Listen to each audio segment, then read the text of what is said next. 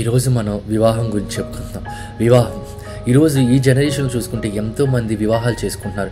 అది ప్రేమ వివాహం కావచ్చు, లేదా తల్లిదండ్రులు ఇష్టమై చేసుకునేది కావచ్చు, లేకపోతే వాళ్ళు ఏ రకంగా వివాహం చేసుకోవచ్చు. కానీ ఈరోజు వివాహాలు చేసుకుని ఎంతకాలం వాళ్ళు ఉంటున్నారు? 6 నెలల, సంవత్సరమా? మనం చూసినట్లయితే ఎంతో ఇల్లీగల్ అఫైర్స్ అంటే అక్రమ సంబంధాలు కూడా పెట్టుకొని ఎంతోమంది భర్తల్ని చంపడం, భార్యల్ని చంపడం ఇలా జరుగుతుంది. లోకం ఎటు వెళ్తుందో మనకైతే తెలియట్లేదు, కానీ చెడిపోతుందని మాత్రం 100% చెప్తున్నాం. మొన్న రీసెంట్గా కొంతమంది పిల్లల్ని కంటానే భయపడుతున్నారు. ఎందుకంటే ఇప్పుడు వచ్చే తరానికి ఉద్యోగాలు ఉండట్లేదు, లేకపోతే తరం చెడిపోతుంది. సో మనం పిల్లల్ని కానీ వాళ్ళని చెడగొట్టలేము. ఎందుకని చాలామంది పిల్లల్ని కంటం మానేస్తున్నారు. సుప్రీంకోర్టు కూడా చాలా జడ్జిమెంట్లు ఇస్తుంది. ఏమని ఆ భార్య ఇప్పుడు కొత్తగా ఒక జడ్జిమెంట్ ఇచ్చింది, ఒకవేళ భార్య ఎవరితో కడుపు కన్నా పెళ్లి చేసుకుంటే అది భర్త అకౌంట్లోనే పడిద్దని. సో ఇలాంటి విషయాలు చాలా చూస్తున్నప్పుడు ఏమనిపిస్తుంది అంటే ఇటు వెళ్ళిపోతుంది ప్రపంచం. మనం ఎక్కడి నుండి వచ్చాం? మన తాత ముత్తాతలు ఎలాంటి తరంలో బతికారు, మనం ఎలాంటి తరంలో బతుకుతున్నాం, మన రానున్న తరాలు ఎలా బతకబోతున్నాం, భయం అవుతుంది.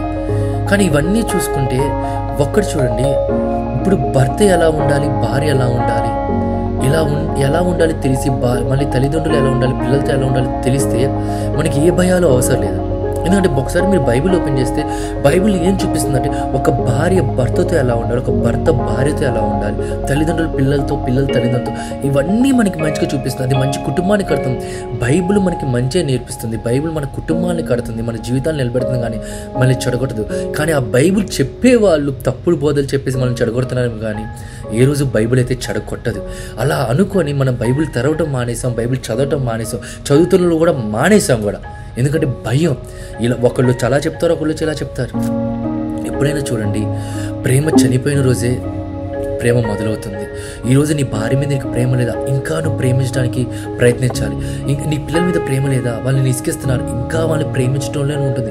నీ భర్త విసిగిస్తున్నాడు, ఇంకా వాళ్ళని ప్రేమించడంలో ఉన్న తల్లిదండ్రులు అంతే. ఈరోజు మనకి ప్రేమ చచ్చిపోతున్న ప్రతిసారి మనకి ప్రేమ పుట్టాలి. అప్పుడే కదా మనకి వాళ్ళ మీద ఉన్న ప్రేమ తెలుస్తుంది.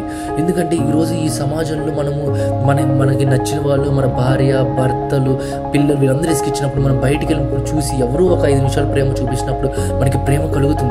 కానీ ఆ ప్రేమ నిజమైన ప్రేమ లేకపోతే మోసపూరితమైన తెలుసుకునేటప్పటికీ సంవత్సరాలు గడిచిపోయి జీవితాలు పోతే ఆ తర్వాత మనకు కావాల్సిన వాళ్ళని కూడా మనం కోల్పోతున్నాం. ఈరోజు అలాంటి పరిస్థితుల్లో మనం బతకొద్దు. నిజమైన ప్రేమ తెలుసుకోవాలి, మన జీవితాలు కట్టబడాలి. విడాకులు లేకుండా ప్రేమించి వివాహం చేసుకున్నా, తల్లిదండ్రులకి ఇష్టమైన చేసుకున్నా, ఎలా అయినా మన వివాహాలు నిలబడాలంటే ఒక్కసారి బైబిల్లో చూడండి. బైబిల్లో యేసు ప్రభు ఎంత చక్కగా చెప్పారో తెలుసా? వివాహం గురించి, భార్యాభర్తల సంబంధం గురించి, ప్రేమ గురించి.